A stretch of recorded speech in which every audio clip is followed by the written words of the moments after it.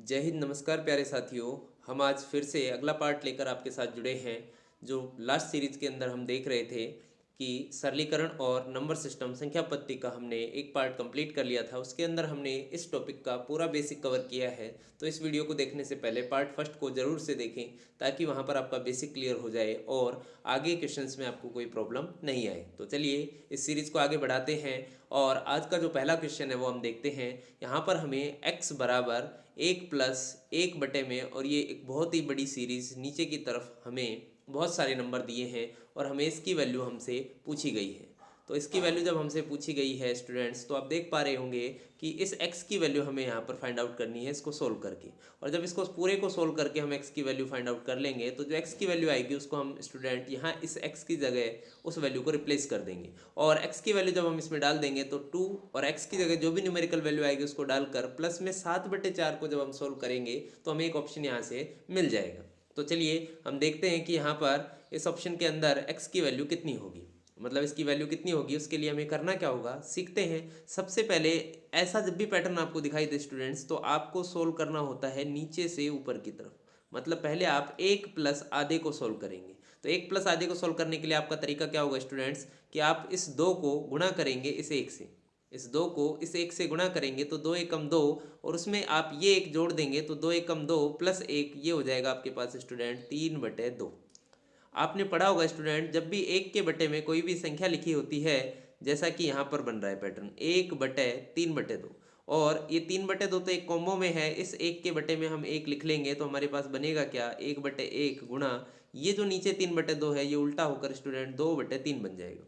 तो आपको क्या समझना है कि जब भी 1 के बटे में कोई संख्या लिखी होती है तो इस गोले में जो मान लिखा है उसका मान हमें प्राप्त हो गया 3/2, और ये 1 के बटे में लिखा हुआ है तो ये जो मैं जहाँ तक मार्क कर रहा हूँ आप देख पा रहे होंगे, ये जो वैल्यू है यहाँ से लेकर यहाँ तक, यहाँ से लेकर यहाँ तक की जो वैल्यू है स्टूडेंट्स, ये वैल्यू हो जाएगी हमारी, उलट जाएगी। ये वैल्यू कितनी हो जाएगी, 2/3। अब ये 2/3 इस एक में जुड़ेगा तो आप कहेंगे 3 एकम 3, और इसमें जब आप 2 ऐड करेंगे तो ये बनेगा हमारा 5/3। मतलब ये जो वैल्यू है ये इतनी बन जाएगी हमारी, इतनी जो वैल्यू बन जाएगी वो बन जाएगी 5/3। और आप देख पा रहे हैं ये 5/3 फिर से 1 के बटे में लिखा जाएगा, तो हम इसको उल्टा करके लिखेंगे, यहाँ से लेकर यहाँ से लेकर यहाँ से।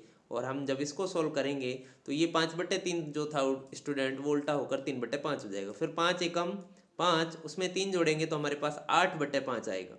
8/5 फिर से चूंकि 1 के बटे में लिखा हुआ है तो हम 8/5 को उल्टा करके और यहाँ पर लिख देंगे 8/5 को उल्टा करके 5/8। फिर 8 को हम 1 से गुणा करेंगे तो ये बनेगा 8 एकम 8, और 8 एकम 8 में स्टूडेंट जब हम 5 जोड़ेंगे तो हमारे पास आ जाएगा 8 5 13। तो x की वैल्यू आ जाएगी x बराबर 13/8। तो x की वैल्यू स्टूडेंट 13/8 हो गई। हमें इसका मान निकालना था तो हम लिखेंगे 2 गुणा x की जगह हम लिखेंगे 13/8 और प्लस में 7/4। जब आप देखेंगे ये 2 से 8 को काटेंगे 4 बार कटेगा और दोनों में एलसीएम 4 आ जाएगा, तो हम अंश को सीधा का सीधा लिख देंगे 13 + 7, और 13 + 7 स्टूडेंट 20 होता है, और 20 में 4 का भाग देंगे विद्यार्थियों तो हमें प्राप्त हो जाएगा 5। ऑप्शन नंबर सी हमारा क्या हो जाएगा, करेक्ट आंसर हो जाएगा।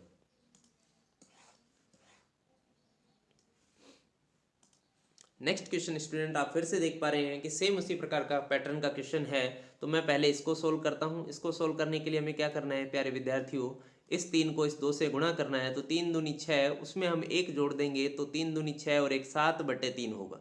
परंतु 7/3 किसके बटे में लिखा हुआ है, 1 के बटे में लिखा हुआ है, तो 7/3 को मैं सीधा ही उल्टा करके लिख देता हूँ स्टूडेंट 3/7। फिर 7 जो है वो इस 4 से गुणा होगा, 7 चौक 28, 28 में 3 जोड़ेंगे तो 31/7 बनेगा। और 31/7 स्टूडेंट आप फिर से देख पा रहे हैं ये फिर से 1 के बटे में लिखा हुआ है, तो 31/7 जो था उसको उल्टा करके मैं 7/31 लिख दे रहा हूँ। फिर 31 गुणा होगा स्टूडेंट किससे, 7 से। 31 को स्टूडेंट जब 7 से गुणा करेंगे तो ये हमारा 217 बनेगा, और 217 में 7 जोड़ेंगे तो 217 में 7 जोड़ने पर स्टूडेंट हमारे पास आएगा 224। तो 224/31, लेकिन 224/31 जो है वो 5 के बटे में लिखा हुआ है। तो ये जो इसको सोल्व करेंगे तो इसको सोल्व करने पर हमारी जो संख्या बनेगी वो बनेगी स्टूडेंट 5, और इसके बटे में लिखा हुआ था 224/31। और अब आप इसको सोल्व कर पा रहे होंगे। देखो जब मैं इसको सोल्व करूंगा तो 5 के बटे में 1 लिख लूंगा, और ये जो भिन्न है ये उल्टी हो जाएगी 31/224। अब स्टूडेंट आप क्या करेंगे, 224 को 1 से गुणा करेंगे, तो 224 को जब आप 1 से गुणा करेंगे तो ये हमारी, अगर चाहे तो आप इसको पहले सॉल्व भी कर सकते हैं, तो आप गुणा कर लें, 5 एकम 5, 5 तिये 15, 155/224। और आगे हमारे पास क्या बचा हुआ था, 1 माइनस 155/224। आप देख पा रहे हैं कि 224 को जब आप 1 से गुणा करेंगे तो 224 ही आएगा, और उसमें से आप 155 को माइनस कर देंगे, बटे में हमारे पास चल रहा है 224। तो जब आप सॉल्व करेंगे 155 को आप इसमें से प्यारे विद्यार्थियों जब घटाएंगे तो हमारे पास इधर से, तो देखें आप घटाएंगे तो घटाने पर आपके पास आप देख सकते हैं कि 200 तक पहुंचने के लिए 45, और 45 में जब हम 24 जोड़ेंगे तो 45 में अगर मैं 25 जोड़ता स्टूडेंट तो मेरे पास आता 70, और अभी मेरे पास आएगा 69, एक कम कर दिया है मैंने, तो 69/224। और 69/224 आप गौर कर पा रहे होंगे यहाँ पर ऑप्शन नंबर फर्स्ट में हमें दिया हुआ है 69/224, तो पहला ऑप्शन जो है वो इसका करेक्ट आंसर हो जाएगा।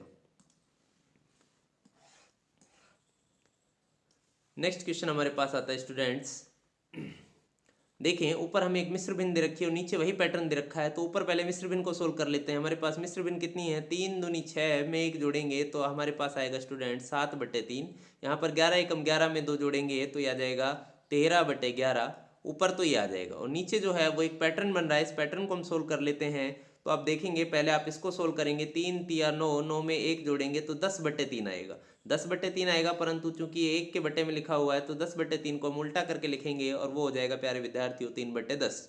फिर इस भिन्न को इधर गुणा करेंगे तो 10 तिया 30, 30 में 3 जोड़ेंगे तो 33/10 हो जाएगा, और 33/10 चूंकि विद्यार्थियों 1 के फिर से बटे में लिखा है तो 33/10 को हम उल्टा करके लिखेंगे तो आएगा 10/33। फिर से ये 33 3 से गुणा होगा, 33 तिया 99 हो जाएगा विद्यार्थियों, और 99 में 10 जोड़ेंगे तो चूंकि 1 के बटे में अब नहीं लिखा हुआ है तो 33 तिया 99, 99 में 10 जोड़ेंगे तो प्यारे विद्यार्थियों ये आ जाएगा हमारे पास 109/33। और ऊपर आप देख पा रहे हैं कि जब आप ऊपर एलसीएम लेंगे तो 3 और 11 का एलसीएम आ जाएगा प्यारे विद्यार्थियों 33, 3 का भाग 33 में 11 बार देंगे, 11 को 7 से गुणा करेंगे 77, माइनस 11 का भाग 33 में देंगे तो 3 बार जाएगा, और 13 तिये 39, बटे में हमारे पास कितना आ चुका है, 109/33 आ चुका है। तो आप देख पा रहे हैं 33 से 33 कैंसिल आउट हो जाएगा, 77 में से हम 39 को जब माइनस करेंगे तो हमारे पास कितना बचेगा, 17 में से 9 गए तो हमारे पास 8 बचा, और 6 में से 3 गए तो 3 बचे, तो 38 तो ऊपर आ गए प्यारे विद्यार्थियों, और नीचे हमारे पास आ गया 109, तो 38/109, 38/109 जब आप गौर करके देखेंगे तो 38/109 आपको यहाँ पर ऑप्शन नंबर ए में दिखाई दे रहा है, ऑप्शन नंबर ए आपका करेक्ट आंसर हो जाएगा। प्यारे विद्यार्थियों हमें यहाँ पर क्वेश्चन दिया है 1 का क्यूब, 2 का क्यूब, और ऐसे करके सभी प्राकृत संख्याओं का 10 तक का क्यूब जो है उसका योग हमें दिया हुआ है 3025।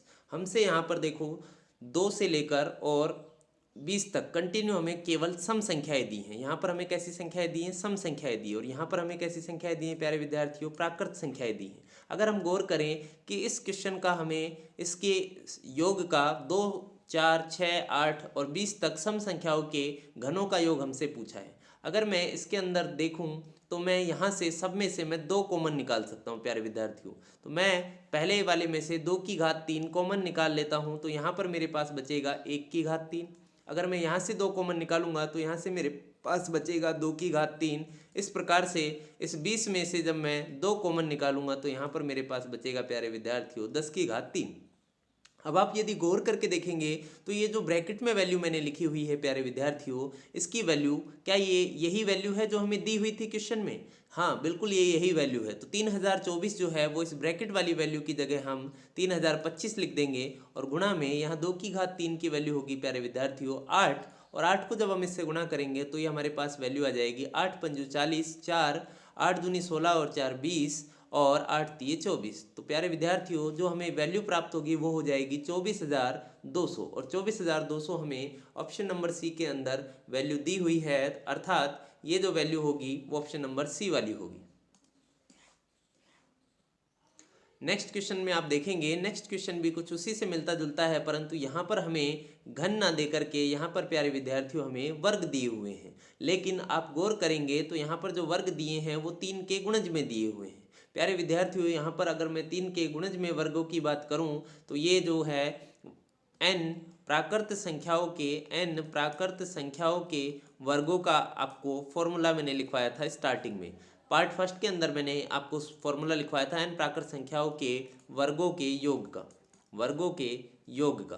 तो वर्गों के योग का फॉर्मूला क्या होता है, मैं फिर से आपको एक बार बता देता हूँ। n into n plus one 2n+1 upon में 6, ये इसका फॉर्मूला होता है। तो अगर हम देखें यहाँ पर 3 के हमें गुणज दिए हुए हैं, और अगर हमें 3 के गुणज दिए हुए हैं तो आप गौर करेंगे विद्यार्थियों, 3 के गुणज यहाँ पर इसमें से मैंने 3 का स्क्वायर कॉमन ले लिया है, तो मेरे पास बचेगा 1 का स्क्वायर, फिर 2 का स्क्वायर, फिर 3 का स्क्वायर, फिर डॉट डॉट डॉट ऐसे करेंगे तो 24 में से अगर मैं 3 का स्क्वायर कॉमन ले लूँगा प्यारे विद्यार्थियों, तो हमारे पास बचेगा 8 का स्क्वायर। तो 3 का स्क्वायर होता है प्यारे विद्यार्थियों 9, और ये आप देख पा रहे हैं कि 1 से 8 तक प्राकृत संख्याओं के योग का फॉर्मूला बन गया है। और मैं इस फॉर्मूले में n की वैल्यू जो है वो 8 से रिप्लेस कर दूंगा, तो हमारी जो वैल्यू बनेगी, ब्रैकेट के अंदर मैं लिख देता हूँ 8, n की जगह मैंने 8 लिख दिया है, n+1, यहाँ पर n+1 अगर आप देखेंगे n+1 तो n+1 कितना हो जाएगा, 8 + 1 9, यहाँ पर 2n है तो 8 दूनी 16 और 1 17, 2n+1 है तो यहाँ पर आप लिखेंगे गुणा में 2n+1, 8 दूनी 16 और 1 17 बटे में 6, इतना आ गया है। इसको सोल्व करेंगे तो 3 तिया 9 आ जाएगा और 3 दूनी 6 आ जाएगा, 2 से काटेंगे तो ये 4 बार कटेगा। तो प्यारे विद्यार्थियों हमारे पास जो वैल्यू बनेगी वो बनेगी 9 गुणा 12, 4 तिये 12 गुणा में 17। आप देखेंगे यहाँ पर जब आप सॉल्व करेंगे तो सॉल्व करने पर हमारी जो वैल्यू आ जाएगी वो आ जाएगी 17 दूनी 34, 3 17 एकम 17 और 3 20, 204 को 9 से गुणा करेंगे प्यारे विद्यार्थियों तो 9 चौक 36 और 9 दूनी 18, तो 1836 जो है वो हमारा करेक्ट आंसर हो जाएगा, option number C. Next question हमारा आता है, प्रथम 20 संख्याओं के घनों का योग ज्ञात कीजिए। तो प्रथम 20 संख्याओं के घनों का योग मतलब आपसे 1 का क्यूब प्लस 2 का cube plus dot dot dot 20 का क्यूब आपसे ज्ञात करने के लिए कहा गया है। तो हम इसका क्यूब ज्ञात करने के लिए जो अभी अभी हमने फॉर्मूला अप्लाई किया था वही फॉर्मूला हम यहाँ पर भी लगा देंगे।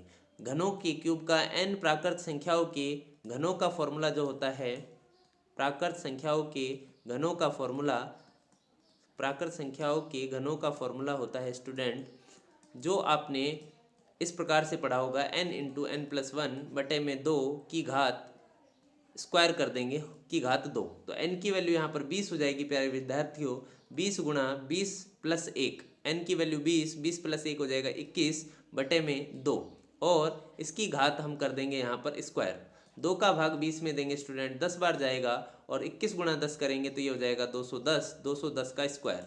आप देख पा रहे होंगे 21 का स्क्वायर विद्यार्थियों आपको याद होगा 441 होता है। कितना होता है प्यारे विद्यार्थियों, 441 होता है। इसके पीछे 2 जीरो लगा देंगे तो 44,100, ऑप्शन नंबर 1 हमारा करेक्ट आंसर हो जाएगा। प्यारे विद्यार्थियों अगले क्वेश्चन में आपको दिया हुआ है 1 से 60 तक सभी संख्याओं का योग निम्न में से किससे विभाजित होगा, कि 1 से 60 तक के हमें सभी संख्याओं के योग ज्ञात करने हैं और वो जो योग होगा वो किससे विभाजित होगा। तो योग आपको पता है कि n संख्याओं के योग का फॉर्मूला होता है, योग का फॉर्मूला होता है n इंटू n+1 अपॉन में 2, ये फॉर्मूला होता है। तो अगर आप कंपेयर करें तो n की वैल्यू हो जाएगी 60 और n+1 की वैल्यू हो जाएगी 61 बटे में 2। आप देखेंगे 2 से 60 कट जाएगा 30 बार। तो अब आप देखेंगे कि ये जो संख्या जो योग है वो 30 गुणा 61 करने पर आएगा। तो या तो वो गुणज, या तो वो जो संख्या होगी जिससे विभाजित होगी, या तो वो 61 हो सकती है प्यारे विद्यार्थियों, क्योंकि 61 एक अभाज्य संख्या है, और या फिर वो संख्या 30 या 30 का एक गुणज होगी। आप गौर करें यहाँ पर 13 जो है वो ऑप्शन नहीं हो सकता, क्योंकि 13 ना तो 30 का गुणज है, ना ही 61 में ऐसे निकल रहा है, ना 59 हो सकती है, ना 60 हो सकती है। इसका आंसर करेक्ट कौन सा होगा प्यारे विद्यार्थियों, 61। देखें अगर आप 61 का भाग 30 गुणा 61 में देते हैं तो 61 से 61 कट जाएगा और भाग पूरा पूरा चला जाएगा, तो ऑप्शन नंबर डी आपका करेक्ट आंसर हो जाएगा।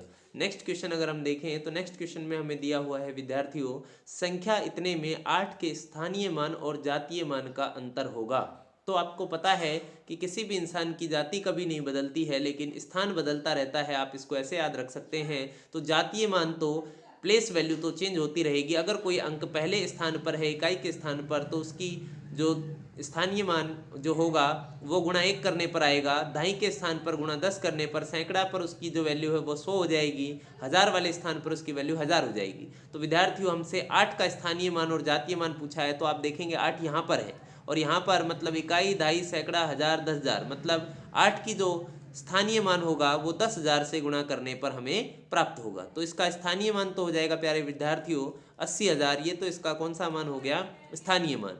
और जातीय मान जो होता है वो कभी नहीं बदलता है, तो किसी भी अंक का जातीय मान हमेशा खुद वो अंक ही होता है। और इनका अंतर पूछा है तो आप 80,000 में से 8 को क्या कर देंगे विद्यार्थियों, घटा देंगे। 80,000 में से जब आप 8 घटा देंगे तो आपके पास जो वैल्यू आएगी वो ऑप्शन नंबर डी आ जाएगी, 79,992। तो आपकी जो वैल्यू है वो ये हो जाएगी 79,992। Option number D correct answer हो जाएगा।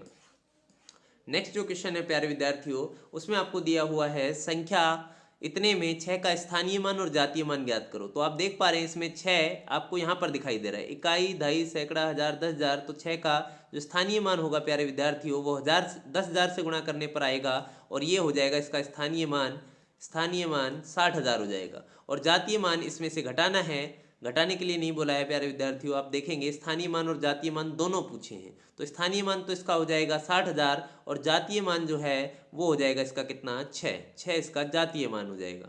तो जातीय मान स्थानीय मान 60,000 हो गया और जातीय मान 6 हो गया। तो 60,000 और 6 हमें किस ऑप्शन में दिया हुआ है, ऑप्शन नंबर सी में दिया हुआ है। तो correct answer option number C हो जाएगा। अगले क्वेश्चन की ओर बढ़ते हैं। अगला क्वेश्चन हमें क्या कहता है, देखिए अगले क्वेश्चन में कहा गया है 7 के स्थानीय मान व जातीय मान का गुणनफल। तो 7 का स्थानीय मान 7 आप देख पा रहे हैं यहाँ पर है, जो कि 1000 वाले स्थान पर है। तो 1000 से गुणा करेंगे 7 को तो ये हो जाएगा हमारा स्थानीय मान 7,000। प्यारे विद्यार्थियों स्थानीय मान हो गया हमारा 7,000 और जातीय मान मैं आपको बता चुका हूँ। जातीय मान कितना होगा, किसी भी अंक का जातीय मान वही रहता है जो अंक होता है। तो इसको जब हम इससे गुणा करेंगे तो ये 7 7 49,000 हमारी वैल्यू हो जाएगी। 49,000 ऑप्शन नंबर बी में दिया हुआ है, तो correct answer option number B हो जाएगा।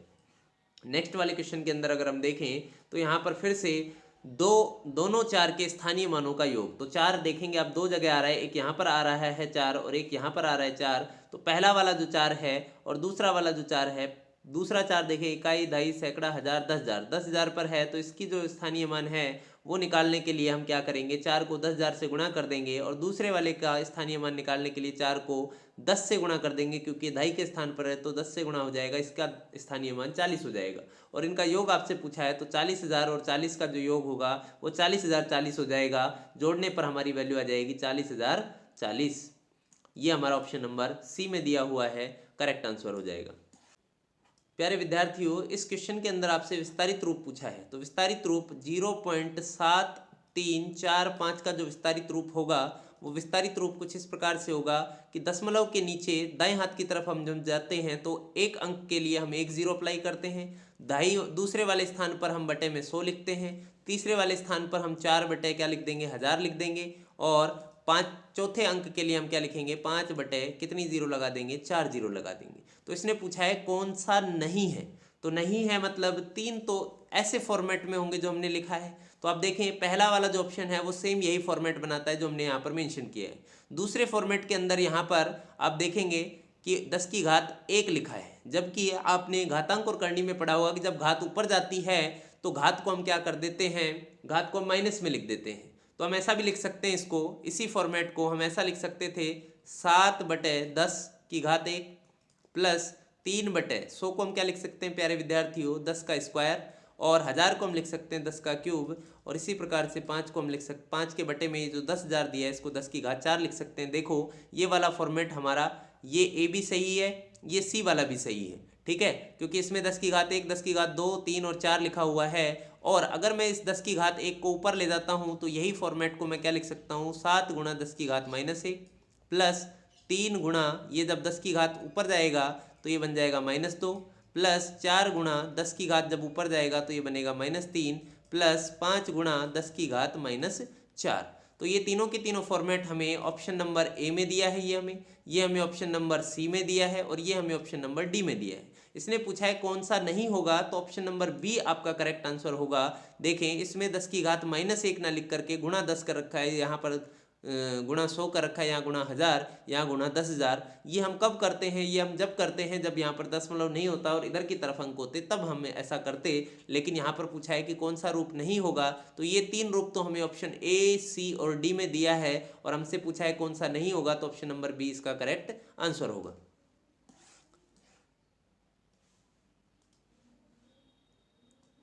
इसी प्रकार से प्यारे विद्यार्थियों यहाँ पर अगला जो क्वेश्चन है इसके अंदर हमें दोनों तरफ संख्याएं दी हुई हैं 7,4,0,5.0412।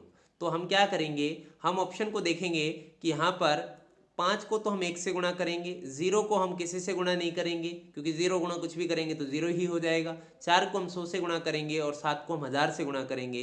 प्यारे विद्यार्थियों क्या लिखेंगे, 7 गुणा 1000 क्योंकि ये इकाई दहाई सैकड़ा 1000 वाले स्थान पर है, प्लस 4 गुणा 100 क्योंकि ये 100 वाले स्थान पर है, प्लस में 0 वाले स्थान को हम नहीं लिखेंगे क्योंकि 0 गुणा कुछ भी 0 ही होगा, और 5 को जब हम 1 से गुणा करेंगे तो ये 5 आ जाएगा, प्लस दशमलव के इधर फिर से हम 0 वाले को नहीं लिखेंगे, प्लस में जब हम 4 को लिखेंगे तो 4 जो है वो 2 अंक इधर है दशमलव के, तो हम इसके बटे में कितना लिखेंगे, 100 लिखेंगे, और प्लस में ये बनेगा 1 बटे में 1000, और लास्ट वाले में हम लिखेंगे 2 बटे में 10,000।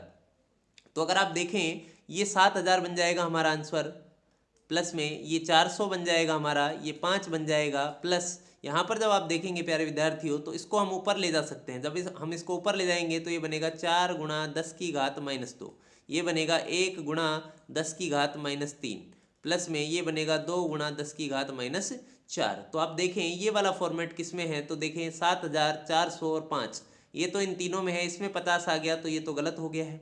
फिर आगे देखें 4/100, 1/1000 और 2/10,000, तो हमारा पहला ऑप्शन जो है वो एकदम करेक्ट इससे मैच हो रहा है, तो करेक्ट हो जाएगा। बी ऑप्शन गलत क्यों हो गया प्यारे विद्यार्थियों, तो बी ऑप्शन हम देखेंगे, बी ऑप्शन में गलती क्या है, नहीं पहला ऑप्शन जो है इसमें आप देखें पहले और दूसरे ऑप्शन में क्या होगा, पहले ऑप्शन में यहाँ पर 100 दिया है, 100 बोले तो यहाँ पर 10 की घात -2 होना चाहिए था, और इसमें देखो 10 की घात -1 दिया है, यहाँ पर 2 आना चाहिए, ये -1 दे रखा है, इसलिए बी वाला भी क्या हो जाएगा, गलत हो जाएगा। यहाँ पर 4 के बटे में 100 आना चाहिए था, 4 के बटे में 100, और यहाँ पर क्या दे दिया, 4 के बटे में 10 ही दे दिया है, तो ये भी गलत हो जाएगा। करेक्ट ऑप्शन कौन सा होगा, ऑप्शन नंबर 1 होगा। अगला जो क्वेश्चन है इसके अंदर इसको दशमलव में बदलने के लिए बोला है, तो दशमलव में हम इसको बदलेंगे तो आप क्या लिखेंगे, देखो यहाँ पर बटे में 10 है तो हम इसको लिखेंगे, इसको जस्ट हम लिखेंगे दशमलव के, एक अंक है 10 में तो एक अंक के बाद लिखेंगे दशमलव के, तो हम लिखेंगे 0.2। इसमें कितने अंक हैं, देखो नीचे 3 अंक है, तो हम इसको दशमलव के बाद तीसरे स्थान पर मतलब यहाँ पर लिखेंगे, अर्थात यहाँ पर बीच में कोई नंबर नहीं दिया है, तो अर्थात यहाँ पर बीच में क्या होगा प्यारे विद्यार्थियों, 0 होगा। अब देखें आप 3 के नीचे 4 जीरो लिखी हुई है, तो 4 जीरो है तो ये चौथे स्थान पर आएगा हमारा 3, और यहाँ पर 5 जीरो लिखी हुई है तो 5वें स्थान पर हमारा आएगा 7, और हमारी संख्या बनकर तैयार हो जाएगी 0.20537, 0.20537। ये हमारा option number B correct answer हो जाएगा। यहाँ पर आप गौर करेंगे समझ में आ जाएगा। अगले क्वेश्चन में हमें बोला है प्यारे विद्यार्थियों, अंकों 1, 3, 5, 7, 8, 9 को 3 अंकों की संख्या बनाकर जिसमें प्रत्येक अंक का केवल एक बार ही प्रयोग किया जाए तथा एक संख्या के अंकों की दूसरी संख्या में पुनरावृत्ति नहीं हो तो दोनों संख्या के अंकों का योग अधिकतम संभव संख्या होगी। मतलब हमें मैक्सिमम लेकर आना है, नंबर को क्या लेकर आना है, बड़े से बड़ा लाना है, और दो संख्या बनानी है। तो दो संख्या 3-3 अंकों की दो संख्या प्यारे विद्यार्थियों इस प्रकार से बनानी है कि उनका जो जोड़ है वो कैसा आए, अधिकतम आए। कैसा आए प्यारे विद्यार्थियों, अधिकतम आए, मैक्सिमम आए। तो इकाई दहाई सैकड़ा मतलब हमें सैकड़ा वाले स्थान पर बड़े बड़े नंबर लिखने होंगे। तो बड़ी से बड़ी दो संख्या हमारे पास 8 और 9 है, तो एक में हम 9 लिख लेते हैं, एक में 8 लिख लेते हैं। अगर पुनरावृत्ति की बोल देता वो तो हम दोनों जगह 9 लिखते, लेकिन उसने बोला है पुनरावृत्ति नहीं होनी चाहिए, तो एक बार 9 लिखूंगा तो दूसरे में मैं 8 लिखूंगा। फिर इससे छोटा स्थान होता है, सैकड़ा से छोटा स्थान दहाई वाला होता है, तो दहाई वाले स्थान पर हम क्या लिखेंगे, 7 और 5 लिख लेंगे। तो 5 और 7 कोई सा भी ऊपर नीचे लिख सकते हैं, उससे कोई फर्क नहीं पड़ेगा, क्योंकि अगर आप यहाँ 5 और यहाँ 7 लिखोगे जब भी योग 12 ही आएगा, यहाँ 7 यहाँ 5 लिखोगे तब भी योग 12 ही आएगा। इसी प्रकार से ऊपर 8 नीचे 9 कुछ भी लिख लो, योग इसका कितना रहने वाला है, 17 ही रहने वाला है। अब हमारे पास 2 अंक बच गए, तो दोनों अंकों को मैं ऊपर और नीचे लिख देता हूँ। इसमें भी हम ऊपर नीचे लिखते हैं, यहाँ 1 यहाँ 3, तब भी हमारा योग कितना होता, 4 ही होता। तो अब आप देखेंगे यहाँ पर एक संख्या ये बन गई है 973, एक संख्या बन गई 851। अब आप जोड़ के देखो तो हमारे पास कितना आएगा, 3 और 1 4 आएगा, 7 और 5 12 आएगा, हासिल 1 बच गई, 9 और 8 17 और 1 18। तो हमारी जो संख्या है प्यारे विद्यार्थी वो बन जाएगी 1824। तो ऑप्शन नंबर डी क्या हो जाएगा, हमारा करेक्ट आंसर हो जाएगा। नेक्स्ट क्वेश्चन जो है ये एक स्पेशल पैटर्न है प्यारे विद्यार्थियों। इसको करने के लिए आपको क्या करना होता है, पहले हम मेथड की बात कर लेते हैं, फिर डायरेक्ट कैसे करना है उसको भी हम यहाँ पर समझेंगे। तो मेथड क्या कहता है, मेथड ये कहता है कि हम एक ब्रैकेट को सोल्व करके देखते हैं। तो मेथड क्या कहेगा कि इस 2 को हम 1 से गुणा करें, 2 एकम 2, उसमें से हम 1 घटाएं तो ये हमारा बन जाएगा 1/2। इसी प्रकार से दूसरे ब्रैकेट को देखें, 3 एकम 3, उसमें से ये वाला 1 घटाएंगे तो हमारे पास बच जाएगा 3 एकम 3 में से 1 गया तो 2/3। इसी प्रकार से सारी संख्याएं हम लिखते जाएंगे। तो अगला नंबर क्या बनेगा, ये 1/2 बना, ये 2/3 बना, अगला बनेगा 3/4। इसी प्रकार से ये सारे पैटर्न चलते रहेंगे और ये बनेगा 50 एकम 50, 50 में से 1 गया तो प्यारे विद्यार्थी बन गया 49/50। इससे पहले क्या आया होगा, इससे पहले आया होगा 48/49। ये बीच की सारी संख्याएं हम कंटिन्यू लिखेंगे। अब आप गौर करेंगे तो इस 2 से ये 2 कट गया, इस 3 से ये 3 कट गया, इस 4 के बाद अगली जो संख्या यहाँ पर 4 आती है उससे ये कट जाता, 49 से 49 कट गया, 48 से ये इधर 48 आता वो कट जाएगा। कुल मिला के बात यह है कि पहली संख्या का तो मेरा अंश बच गया और लास्ट संख्या का मेरा हर बच गया और यही मेरा इसका आंसर होगा 1/50, जो मुझे ऑप्शन नंबर बी में दिया हुआ है। तो एकदम इजी क्वेश्चन है, इसी प्रकार से इसको सॉल्व करते हैं। नेक्स्ट क्वेश्चन फिर से इसी पैटर्न पर आधारित है। पिछले सवाल के अंदर हमें माइनस दिया था, इस सवाल में हमें विद्यार्थियों क्या दे दिया है, प्लस दे दिया है। तो हम फिर से ब्रैकेट को सोल्व करेंगे, 2 एकम 2 और एक 3/2। अगली संख्या में क्या बनेगा, 3 एकम 3 और एक 4/3। अगले वाले में क्या बनेगा, 4 एकम 4 और एक 5/4। इसी प्रकार से सारी संख्याओं को जब हम लिखेंगे तो ये बनेगा 60 एकम 60 और एक 61/60। तो आप देखेंगे यहाँ पर कट किससे रहा है, इसका अंश इसके हर से कट रहा है, इसका अंश इसके हर से कट रहा है, इसका अंश इसके हर से कटेगा। इसी प्रकार से इसका जो पहले का अंश अगले वाले के हर से कटता है तो ये जो हर यहाँ पर जो संख्या होगी इससे पहले वो आएगी कितनी, 60/59। और आप देखेंगे 60 से 60 कट जाएगा, 59 भी पहले वाली संख्या से कट जाएगा। तो अब इसमें उल्टा होगा, पहले वाले में क्या हुआ था, पहली संख्या, इससे पहले वाले क्वेश्चन में पहली संख्या का अंश बचा था और लास्ट वाली का हर बचा था। जबकि यहाँ पर क्या हो रहा है, यहाँ पर उल्टा हो रहा है। उल्टा क्या हो रहा है कि लास्ट वाली संख्या का तो अंश बच रहा है और पहले वाली का क्या बच रहा है, हर बच रहा है। तो 61 में जैसे आप 2 का भाग देंगे तो 61 का आधा होता है प्यारे विद्यार्थियों 30.5। 30.5 बोले तो ऑप्शन नंबर 1 इसका करेक्ट आंसर हो जाएगा। फिर से अगला क्वेश्चन इसी पैटर्न पर आधारित है। क्या करना है, 3 एकम 3 में से 1 गया तो 2/3 गुणा 4 एकम 4, 1 गया तो 3/4। अगले में 5 एकम 5 कितना बचेगा, 4/5 प्लस गुणा के अंदर ये सारी संख्या इस प्रकार से चलती रहेंगी। तो यहाँ पर हमारे पास बचेगा n एकम n, n में से 1 गया तो n - 1/n, ये हो गया। ठीक है, तो जब आप देखेंगे ये 3 से 3 कट गया, ये 4 से 4 कट गया, ये 5 से 5 कट जाएगा। इसका हर पहले का अंश हर दूसरे के अंश से कट रहा है तो इसका अंश बच गया 2, तो इसका क्या बचेगा, मेरे पास हर बचेगा कितना, n, और 2/n इसका आंसर हो जाएगा, ऑप्शन नंबर बी हो जाएगा। इस क्वेश्चन के अंदर भी हमें यही पैटर्न फॉलो करना है। तो यहाँ पर हमारे पास क्या बचेगा, देखो 3 दूनी 6 में से 1 गया तो 5/3 बच गया। इसके अंदर 5 दूनी 10, 10 में से 3 गया तो 7/5 बच गया। अगले वाले के अंदर आप गौर करेंगे तो अगले वाले के अंदर गौर करेंगे तो ये बचेगा 7 दूनी 14, 14 में से 5 गया तो कितना बचेगा, 9/7 बचेगा। तो इसी पैटर्न के आधार पर स्टूडेंट्स यहाँ पर 999 को जब हम 2 से गुणा करेंगे तो ये हमारा 999 दूनी डबल करेंगे, 1000 का दुगना 2000 होता है, 2000 में से 2 कम कर दो तो ये हमारे पास आ जाएगा 1998। और इसमें से हम कितना माइनस कर देंगे प्यारे विद्यार्थियों, 997 माइनस कर देंगे तो हमारे पास जो पैटर्न बचेगा वो बचेगा हमारा सोल्व करने पर। इसकी जो वैल्यू आएगी, इसकी वैल्यू ऊपर तो आएगी मेरे पास कितनी, इसको जब घटाएंगे तो ये आ जाएगा 998 में से 997 घटाएंगे तो ये 1001 बचेगा और नीचे बचेगा प्यारे विद्यार्थियों 999। तो आप देख पा रहे हैं इससे ये कट गया, इससे ये कट गया, मतलब पहले वाले का तो मेरे पास हर बच रहा है तो लास्ट वाले का मेरे पास क्या बचेगा, अंश बचेगा। अंश बचेगा तो 1001/3, ये 999 इधर वाले 999 से कट जाएगा, 1001/3 ऑप्शन नंबर सी में दिया हुआ है तो सी इसका करेक्ट आंसर हो जाएगा। अगला जो क्वेश्चन है इसके अंदर एक पैटर्न बन रहा है। तो पैटर्न बन रहा है तो पहले हम इसको सोल्व करते हैं। इसको सोल्व करने के लिए जब भी ऐसा पैटर्न बनेगा तो आपको दिखेगा कि नीचे 1 गुणा 2, 2 गुणा 3, 3 गुणा 4, मतलब संख्याएं क्रमागत रूप से गुणा हो रही है। तो इसके लिए आप एक सूत्र का प्रयोग कर सकते हैं, एक फॉर्मूले का प्रयोग कर सकते हैं। फॉर्मूला क्या कहता है, 1/अंतर गुणा में 1/छोटी संख्या, 1/छोटी संख्या माइनस 1/बड़ी संख्या। ये फॉर्मूले का आप प्रयोग करें और आपका हमेशा उत्तर आ जाएगा इस तरीके के पैटर्न के अंदर।